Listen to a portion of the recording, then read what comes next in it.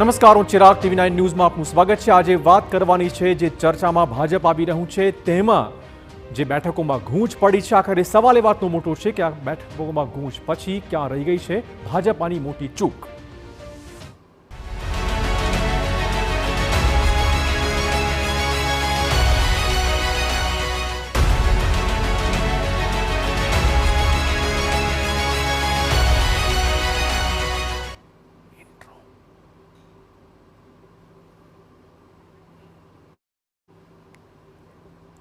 તો poster war, નારાજગી, અસંતોષ અને ટિકિટ આપવામાં ક્યાંક ચૂક। ભાજપમાં આ વખતે જોવા મળે છે અકલ્પનીય અસમંજસની પરિસ્થિતિ। દિલ્હીમાં મંથન કરીને જે ઉમેદવારો જાહેર કરાયા તેમાં હવે ભાજપે પાછીપાની કરવાનો વારો આવ્યો છે। કેડર બેઝ ગણાતી પાર્ટી ભાજપના જ કેટલાક નેતાઓ હવે લોકસભાની ટિકિટો પાછી આપીને ઇલેક્શન લડવાનો ઇનકાર કરી ચૂક્યા છે। મોં પર વિકાસની વાતો અને ટિકિટો આપતી વખતે જાતિવાદી ગણિત માંડતી ભાજપા આ વખતે તેમાં પણ ક્યાંક થાપ ખાઈ રહી છે। 26માંથી 26 બેઠકો સાથે જીતની હેટ્રિક અને 5-5 લાખની લીડ। આ ટાર્ગેટથી પાર્ટી પોતે પ્રેશરમાં છે અને માટે જ 4 બેઠકો પર હજુ સુધી પાર્ટી ઉમેદવાર જાહેર કરી શકી નથી અને 2 બેઠકો પર નવા મૂર્તિયાઓની શોધ કરવાનો વારો આવ્યો છે। એક પણ બેઠક ઓછી આવે કે 5 લાખની લીડ ના મળે તો ભાજપને ચોક્કસ નીચા જોણું જ થવાનું છે। ભાજપ હાઈકમાન્ડે પોતે નહીં વિચાર્યું હોય કે પોતાના ગઢ એવા ગુજરાતમાં આ રીતે આંતરિક અસંતોષનો ચરુ ઉકળશે। ત્યારે ભાજપમાં સર્જાયેલી ભાંજગળ પર કરીએ વિશેષ ચર્ચા। જોઈએ બેઠકો પર ગૂંચ ક્યાં રહી ગઈ ચૂક।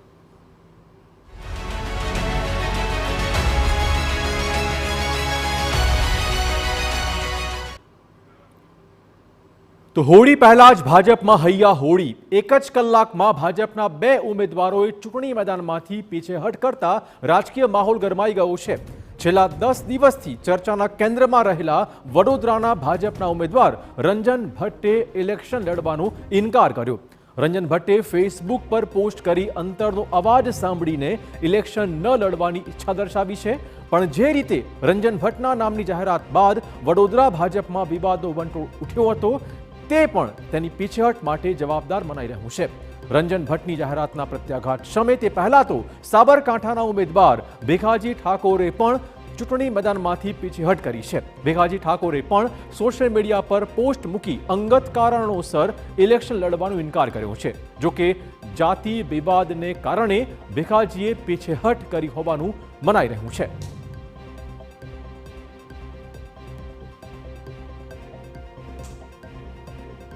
તો રંજન ભટ્ટે ઇલેક્શન લડવાની અનિચ્છા દર્શાવી છે। ફેસબુક પર પોસ્ટ કરી તેમણે આ પોતાની ઈચ્છા વ્યક્ત કરી છે।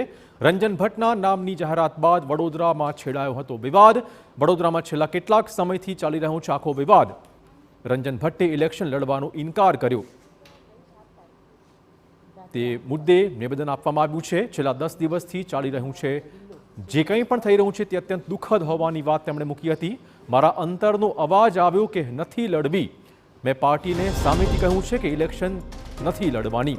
પક્ષ માટે આગળ પણ કામ કરતી રહીશ। આ પ્રકારનો પણ તેમણે દાવો કર્યો હતો। પાર્ટીના કાર્યકર્તા સાથે પણ સુમેળભર્યા સંબંધો હોવાનો તેમણે દાવો કર્યો છે। ફરીવાર તક બદલ રંજન ભટ્ટે પક્ષનો આભાર માન્યો હતો।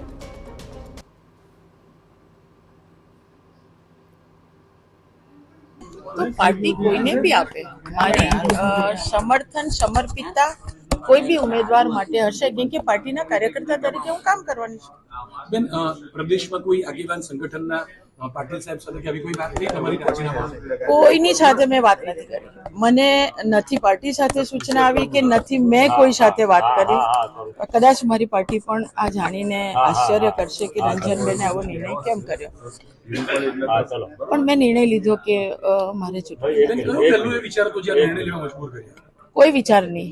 મને એમ થયું મારા અવધૂત પાસે બેઠી હતી ને મને એમ થયું કે બહુ થઈ ગયું હવે 10 દિવસથી જે રીતના બદનામી ને આથી કરવાનું જેને કોઈને આ બધું આવડે છે તો એક મહિલા તરીકે એક લિમિટ હોય તો સેવા તો કરવી છે ને વડોદરાની।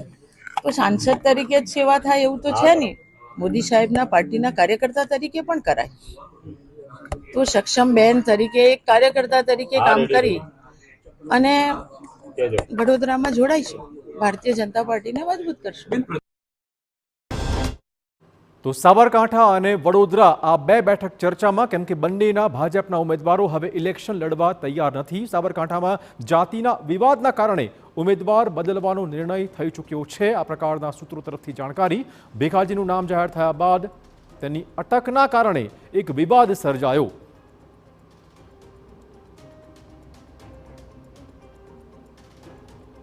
તો બે બેઠકો પર ભાજપે હવે ઉમેદવાર બદલવાનો વારો આવ્યો છે અને હજુ તો 4 બેઠકો પર કોઈ પણ ઉમેદવાર ભાજપ જાહેર કરી શક્યું નથી. ત્યારે ભાજપમાં આ વખતે અકલ્પનીય અસમંજસનો માહોલ ચોક્કસ લાગી રહ્યો છે.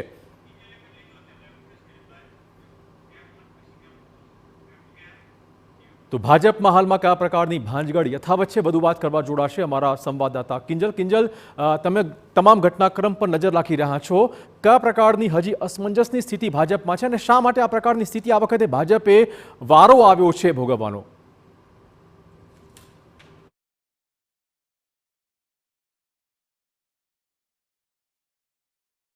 તો ચોક્કસ આ વખતે જે રીતે સેન્સ પ્રક્રિયા થઈ, આપ જુઓ કે ઓબ્ઝર્વરના નામ હતા તે જાહેર કરવામાં નહોતા આવ્યા. ત્યાંથી આજે એક કહી શકાય કે એક ઢાક પીછોડો હતો તે શરૂ થયો. ઓબ્ઝર્વરને જે સમય અથવા તારીખ હતી તે જે તે દિવસે આપવામાં આવી હતી. ત્યારબાદ નિરીક્ષકો સેન્સ લીધા. નિરીક્ષકોમાં કેટલાક નામ હતા, પરંતુ જે મંથન થવું જોઈએ તે મંથન ક્યાંક ને ક્યાંક નહોતું થઈ રહ્યું.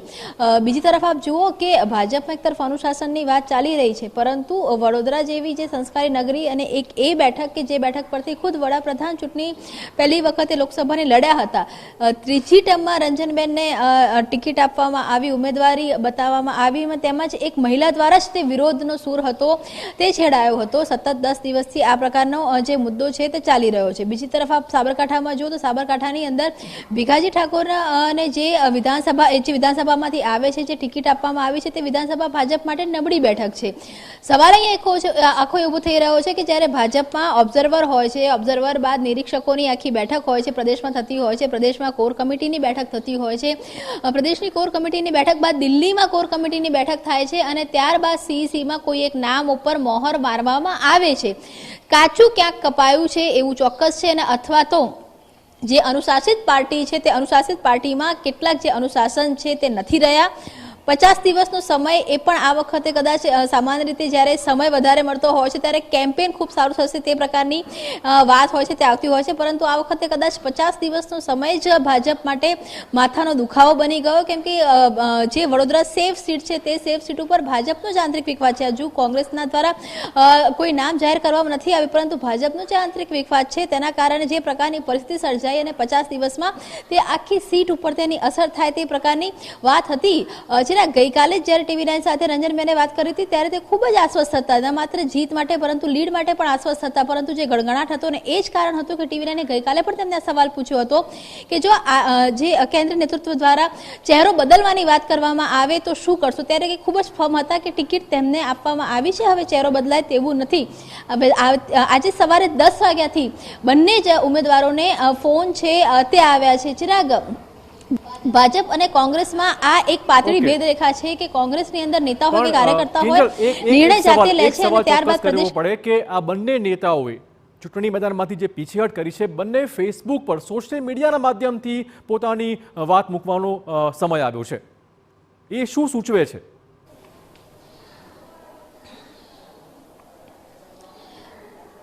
ચિરાગ, આ દેખાય છે કે પીછેહટ કરી છે, પરંતુ વાસ્તવિકતા એ છે કે પીછેહટ કરાવવામાં આવી છે. આ બંનેના સોશિયલ મીડિયાના પોસ્ટ જુઓ. સોશિયલ મીડિયાના પોસ્ટમાં જે રીતે વ્યક્તિગત કારણસર અનિચ્છા દર્શાવી છે, શબ્દોમાં પણ કોઈ ખાસ ફરક નથી. જો અંતરાત્માનો જ અવાજ હોત કે જો સ્વૈચ્છિક ઈચ્છા હોત તો એક જ કલાકમાં 2 પોસ્ટ ન થાય. અને જ્યારે ભાજપ જેવી વાત કરવામાં આવે, રૂલિંગ પાર્ટીમાં જ્યારે કોઈ પણ ઉમેદવારને ટિકિટ આપવામાં આવતી હોય છે, જ્યારે કોર્પોરેશનમાં પણ કોઈને ટિકિટ આપવામાં કરવામાં આવે તો પણ તે કોઈ પણ ક્યારે ઉમેદ પાછી ખેંચતા નથી. ભાજપની અંદર ભાજપ દ્વારા જ આ બંને નેતાઓને જાણ કરવામાં આવી છે કે તને ઉમેદવારી પાછી ખેંચે, જેના કારણે જે આંતરિક વિવાદ છે તે જાતે શમી જાય અને આ ભાજપની પેટર્ન રહી છે. એટલે જાતે ઉમેદવારી પાછી ન હોત તો આ બંને નેતાઓના શા માટે આગામી દિવસોના કાર્યક્રમો લગભગ બંને નેતાઓના આગળના 3 દિવસ સુધીના કાર્યક્રમો, સભાઓ, બેઠકો નક્કી થઈ ચૂકી હતી. તો જો અંતરાત્માનો અવાજ હોત અથવા તો તેમને કોઈ જાતે જ તેમને કરવું હોત તો આ જે બેઠકો છે તે તૈયારી ન કરવામાં આવી હોત. ભાજપમાં ચોક્કસ અસમંજસ છે. જી અજયભાઈ, ખાસ તો સોશિયલ મીડિયા પર પોસ્ટ કરવી, દર રાત્રે અંતરાત્માનો અવાજ જાગે અને સવારે કહેવાનું કે હવે હું લડવાના નથી ઇલેક્શન. હા, એટલે જો હજી 2 બેઠકોમાં તો એવું છે જ કે ઉમેદવાર બદલવા પડશે, નવા ઉમેદવાર જાહેર કરવા પડશે. 4 બેઠકો હજી એવી છે કે જ્યાં હજી આજે સાંજે જ દિલ્હીમાં મંથન થવાનું છે. એટલે આવી પરિસ્થિતિ ભાજપા માટે બહુ જ ખરાબ લાગી રહી છે. હકીકત એ છે કે ભાજપમાં અંતરાત્માનો અવાજ એટલે હાઈકમાન્ડનો આદેશ. જી, એટલે પેલો પર્યાય શબ્દ શું, અંતરાત્માનો અવાજ એટલે હાઈકમાન્ડનો આદેશ. અને બીજું કે હાઈકમાન્ડ જે છે ને ઉપરથી ડ્રાફ્ટ મોકલે છે અને એ ડ્રાફ્ટ પ્રમાણે તમારે ફેસબુકમાં જ મૂકવું પડે છે. તમે કિંજલને પૂછતા હતા ને કે આ ફેસબુક કેમ, તો આનંદીબેને ક્યાંથી રાજીનામું આપ્યું હતું? બિલકુલ. આનંદીબેને ફેસબુક પર જ રાજીનામું આપ્યું હતું. વિજય રૂપાણીમાં પણ આ જ પેટર્ન હતી. અને બીજું તમને મહત્વની વાત કહું કે વિજય રૂપાણીને લોકસભાની ચૂંટણી લડવી હતી, નીતિનભાઈને પણ લોકસભાની ચૂંટણી લડવી હતી. અને પછી બંને એક સરખા જ ડ્રાફ્ટ આપી દીધા કે ભાઈ અમારો અંતરાત્માનો અવાજ કહે છે કે વ્યક્તિગત કારણોસર અમારે ચૂંટણી લડવી નથી. તો એવું નહોતું કે વિજય રૂપાણીને કે નીતિનભાઈને ચૂંટણી નહોતી લડવી. અને એથી પણ તમને આગળ કહું તો ગઈ વખતે જ્યારે સબ બદલ ડાલેંગેની જે પેટર્ન આવી હતી, ત્યારબાદ તમને યાદ હોય તો વિધાનસભાની ચૂંટણીમાં જ્યારે સેન્સ લેવા નિરીક્ષકો સામે જાય છે ત્યારે અસારવાથી માંડીને બધી જ બેઠકો પર ભૂતપૂર્વ મંત્રીઓ હતા એ બધાએ પોતપોતાના નામો મૂક્યા હતા. અને પછી તમને યાદ છે કે એક દિવસ સાંજે 8 થી 8:30ના ગાળામાં લગભગ 12 જેટલા વોટ્સએપ ને ફેસબુક પર મેસેજ આવ્યા હતા. નીતિનભાઈએ પણ કહ્યું ને રૂપાણીએ પણ કહ્યું ને પ્રદીપસિંહ જાડેજાએ પણ કહ્યું ને પ્રદીપસિંહ પરમારે પણ કહ્યું, બધાએ કહ્યું કે અમારે ચૂંટણી લડવી નથી. તો આ અંતરાત્માનો અવાજ નથી હોતો, આ હાઈકમાન્ડનો આદેશ હોય છે અને કોઈ એવા ભ્રમમાં રહેવાની જરૂર નથી. હવે તમને કહું, બહુ મહત્વની વાત કહું, દાખલા તરીકે વડોદરામાં તો રંજનબેનનો વિવાદ છે જ, પણ વલસાડમાં પણ બેઠક બદલવાની ઉમેદવાર બદલવાની ચર્ચા થઈ હતી. બનાસકાંઠામાં પણ ઉમેદવાર બદલવાની ચર્ચા થઈ હતી. આણંદમાં તમને યાદ હોય તો મિતેશ પટેલ જે છે એ છેલ્લા 2 દિવસથી દિલ્હીમાં હતા અને રંજનબેને તો પોતાના એક ખાસ સાથીદારને દિલ્હીમાં લોબિંગ કરવા મોકલ્યા હતા અને એ સાથીદાર દિલ્હીમાં જ છે. એમનો હમણાં તાજેતરમાં વિવાદ પણ થયો હતો. એમણે છેક છેલ્લી ઘડી સુધી લોબિંગ કરવાની કોશિશ કરી પણ એમાં ફાવ્યા નહીં. અને રંજનબેનની જગ્યાએ અત્યારે વડોદરામાં નામો પણ ચાલુ થઈ ગયા છે કે ભાર્ગવ ભટ્ટને ટિકિટ આપવામાં આવશે કે હેમાંગ જોશીને મળશે. તમને મજાની વાત કહું તો ડૉક્ટર વિજય જે છે, ડૉક્ટર વિજય શાહ, એ તો ભારતીય જનતા પાર્ટીએ એમને સૂચના આપી હતી અને એમણે પરમ દિવસે પ્રેસ કોન્ફરન્સ કરીને કહ્યું હતું કે ભાજપની તો આ નીતિ રીતિ રહી જ નથી કે ઉમેદવારનું નામ જાહેર કર્યા પછી અમે કદી ઉમેદવાર બદલતા જ નથી. 24 કલાકમાં જ આ કેમ બદલવું પડ્યું? તો તમે કહું કે અત્યારે એ જ વ્યક્તિ જે છે એ અત્યારે ગાર્ગીબેન આવશે કે સુનીતાબેન શુક્લા આવશે, આ બધા નામો જે છે એ વડોદરામાં ચાલુ થઈ ગયા છે અને શક્ય છે કે વડોદરામાં કોઈ સ્કાયલેબ પણ આવે, જેની અગાઉ ચર્ચા આપણે કરી ચૂક્યા છે. અને બીજી એક મહત્વની વાત તમને કહું, આપણે ક્યાં ડામોર ને ઠાકોરની સરનેમની ચર્ચા કરીએ છીએ? સાબરકાંઠા તો એક એવો મસ્ત વિસ્તાર છે કે સાબરકાંઠાની વાત કરવાની જ છે. હું ઓડિયન્સને કહી દઉં, સાબરકાંઠામાં ભીખાજી ઠાકોરની પીછેહટ મુદ્દે એક મહત્વપૂર્ણ સમાચાર મળી રહ્યા છે. સાબરકાંઠામાં જાતિના વિવાદના કારણે ઉમેદવાર બદલવાનો ફેસલો લેવાય તેવી શક્યતાઓ છે. ભીખાજીનું નામ જાહેર થયા બાદ તેમની અટકના કારણે એક વિવાદ સર્જાયો છે. ભીખાજીએ ડામોરમાંથી ઠાકોર અટક કરતા એક વિવાદ વકર્યો છે. અટકના વિવાદ વિશે ભીખાજી ઠાકોરે કર્યો હતો ખુલાસો. ભીખાજીએ પોતાને ઠાકોર કમ્યુનિટીના જ વ્યક્તિ ગણાવ્યા હતા. ઠાકોર કમ્યુનિટીના લોકો ડામોર અટક લખાવતા હોવાનો પણ તેમણે દાવો કર્યો હતો. આમ છતાં અહીંયાથી પણ હવે ઉમેદવાર બદલવાની કવાત ભાજપે કરવી પડશે. કિંજલ, સૌથી પહેલા સવાલ આપને પૂછીશ આ સાબરકાંઠાની બેઠક વિશે. ઓકે, આપણે સાંભળીએ કે એમણે કહ્યું હતું શું પહેલા તો? હાલ પૂરતી પોસ્ટ મૂકી છે. મારા સામાજિક ઘણા બધા કામ હતા કારણસર અત્યારે મેં પોસ્ટ મૂકી છે. આગળ જોઈશું. અને પાર્ટીને જીતાડવા માટે હું ભાજપનો કાર્યકર્તા, હું પરિવાર ક્ષેત્રમાંથી આવું છું. 4 સંસ્થામાં છું, 4 વખત જિલ્લા પંચાયત લડી ચૂકેલું છું. અત્યારે જિલ્લાનો મહામંત્રી છું. એટલે પાર્ટી સાથે હોય ને પાર્ટી જીતાડવા માટે પૂરો પ્રયત્ન રહેશે. એમાં કોઈ કચાશ ના હોય. ભાજપનો આ રાષ્ટ્ર માટે કામ કરતી પાર્ટીનો કાર્યકર્તા છું. ઓકે, તો હવે આ બેઠક પરથી પણ હવે ભાજપે ઉમેદવાર બદલવાનો વારો આવવાનો છે. કિંજલ આપણી સાથે જોડાયા છે. કિંજલ, વિકાસના નામે જ વોટ મળે છે, આ બધી વાત કરતી ભાજપા લાગે છે કે જાતિગત સમીકરણમાં પણ આ વખતે થાપ ખાઈ રહી છે, ઉમેદવાર બદલવા પડશે.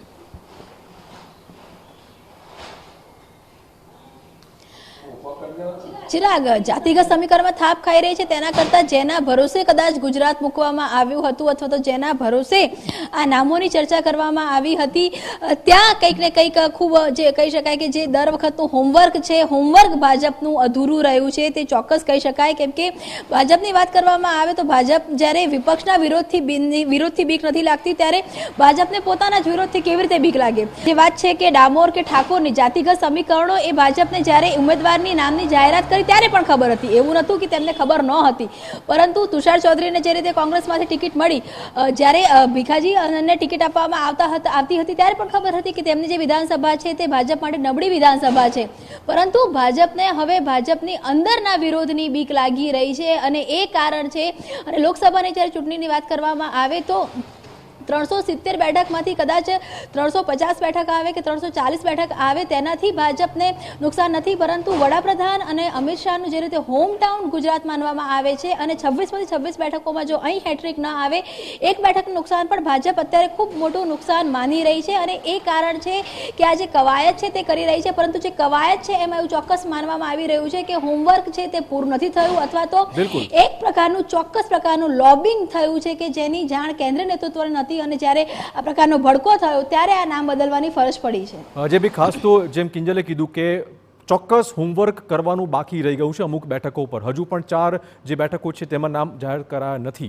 લાગે છે કે આ વખતે ક્યાંક કાચું કપાયું છે, ક્યાંક ચૂક રહી ગઈ છે ભાજપાથી. ચિરાગ, કાચું પણ કપાયું છે, અભ્યાસ જેને કહે છે ને હોમવર્ક પણ ઓછું થયું છે ને, ઓવર કોન્ફિડન્સ ગણાવી શકાય. અતિશય આત્મવિશ્વાસ જે છે ને, અને ઘણી વખત છે ને અતિશય આત્મવિશ્વાસ અને બેવકૂફી વચ્ચે બહુ પાતળી ભેદરેખા છે. હું તમને બહુ મહત્વની વાત કહું, આ બેઠક પર શંકરસિંહ વાઘેલા ચૂંટણી જીતતા હતા. આ એ બેઠક છે કે જ્યાં મધુસૂદન મિસ્ત્રી છે એ પણ ચૂંટણી જીતતા હતા. આ બેઠક એ શિડ્યુલ ટ્રાઇબની બેઠક નથી. હા, અલબત્ત અહીંયાથી અમરસિંહ ચૌધરી, ભૂતપૂર્વ મુખ્યમંત્રીના ભૂતપૂર્વ પત્ની નિશાબેન ગામિત છે, અહીંયાથી ચૂંટણી જીતતા હતા. તમને જો યાદ હોય તો આ ટ્રાઇબલ બેઠક જે છે જે તે સમયે અમરસિંહ ચૌધરી ભિલોડાથી ચૂંટણી જીતતા હતા, જ્યારે એ ત્યાંથી વ્યારાથી હાર્યા હતા ત્યારે. એટલે મહત્વની વાત એ છે કે આ બેઠક પર જે છે એ સૌથી વધુ વિરોધ જે છે એ ઠાકોર સમાજનો થઈ રહ્યો છે. બાકી ડામોર સરનેમ કે ઠાકોર સરનેમથી કોઈ ફરક નથી પડતો. હકીકત એ છે કે કોંગ્રેસ પાર્ટીએ ચંદનજી ઠાકોરને આપી, કાળુસિંહ ડાભીને આપી, અમિતભાઈ ચાવડાને આપી, ગુલાબસિંહ ચૌહાણને આપી. એટલે ઠાકોર મત વિસ્તાર જે મધ્ય ગુજરાત અને ઉત્તર ગુજરાતમાં જે છે ત્યાં એ લોકોને લાગી રહ્યું છે કે આમાં કંઈક આપણને જ્ઞાતિવાદી સમીકરણો સેટ નથી થતા. કારણ કે આ જે ભીખાજી ઠાકોર છે ને એ ઠાકોર પણ લખાવે છે, ડામોર પણ લખાવે છે. ત્યાં તો છે ને Rathod surname, Sisodia surname, Damor surname, Jhala, Makwana બહુ કોમન છે. પણ એમની એટલે આજો યુઝ્યુઅલ થિંગ હોય તો પછી શા માટે બદલવાની ફરજ પડી રહી છે? એટલા માટે જ કે ત્યાં મતદારોના મનમાં કશું ચાલી રહ્યું છે. હું તમને કહું સાબરકાંઠાની બેઠક જે છે ને ત્યાં હિંમતનગર, ખેડબ્રહ્મા, ઈડર અને પ્રાંતિજ, આ જે 4 બેઠકો છે ને એ સાબરકાંઠાની છે, પણ બાકીની 3 છે ને એ ભિલોડા, મોડાસા અને બાયડ આવે છે. એટલે ત્યાં જે તમને યાદ હોય તો શંકરસિંહ વાઘેલા દીપસિંહ સામે હારી ગયા હતા. કેમ હારી ગયા હતા? કારણ કે ત્યાં જે ઠાકોર સમાજ જે છે ને એ આ સમાજને સ્વીકારવા તૈયાર નથી. એટલે જેમ પટેલોમાં પણ છે ને પાવલી સમાજ પણ ચાલે છે અને રૂપિયો સમાજ પણ ચાલે છે. એટલે આ જે છે ને આ જે વર્ગ જે છે એ ઠાકોર સમાજવાળો જે છે, આ દીપસિંહ રાઠોડવાળો એ, અને બીજું કે ત્યાં સ્થાનિક વિરોધ જે છે જબરજસ્ત હતો. અલબત્ત હું તમને ચોક્કસ કહું કે ભીખાજી આર્થિક રીતે સદ્ધર હતા અને એમને એવું લાગતું હતું કે ચૂંટણી માત્ર પૈસાના જોરે ના જીતી શકાય. અને ભાજપને પણ પછીથી પ્રતીતિ થઈ કે અહીંયા કાચું કપાયું છે. અને બીજું કે જાગ્યા ત્યાંથી સવાર, જેમ વડોદરામાં ભૂલ સુધારી એમ અહીંયા પણ ભૂલ સુધારી. આણંદમાં પણ એક સવાલ પૂછવાનો છે પ્લીઝ કિંજલ. હવે આગામી દિવસોની વાત કરીએ તો કોઈ ચોક્કસ સંકેતો મળી રહ્યા છે કે વધુ કેટલાક ઉમેદવારો એ અંતરાત્માનો અવાજ સાંભળશે?